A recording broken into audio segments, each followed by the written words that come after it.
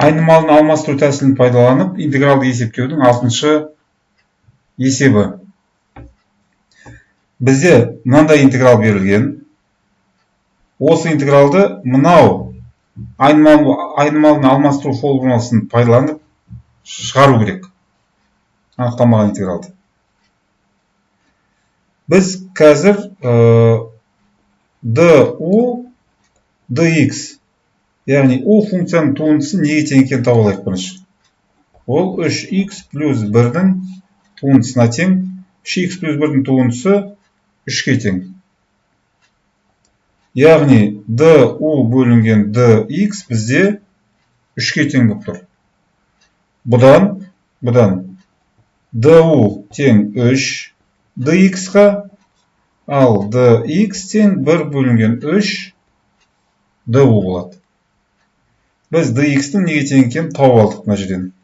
Арғай интегралдың бөлшегінің бөлімі 3x плюс 1-ге тең, ол u-ға тең болады. Ал 3x неге тең болатынын табу үшін 3x плюс 1 u-ға тең болса, онда 3x тең болады. 1-ді мына жаққа өткізетін болсақ, u минус 1 болады.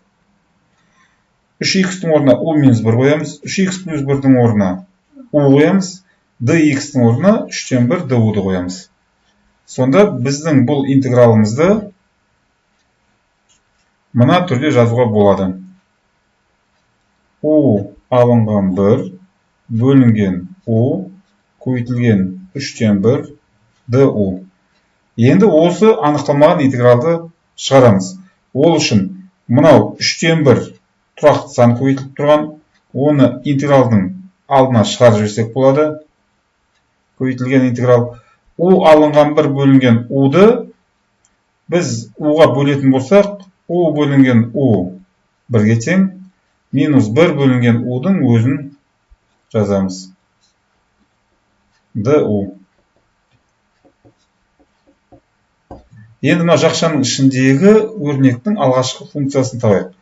1-дің алғашқы функциясы u, минус 1 бөлінген u-дің алғашқы функциясы ln u болады. Қосылған c. Тең. Жақшаны аша салайық. 3-тен 1 u.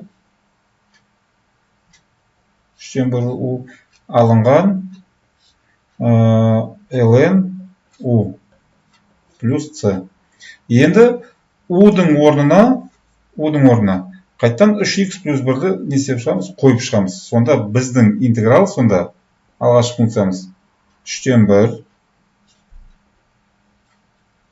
Жақшаның ішінде 3x қосылған 1 алынған ln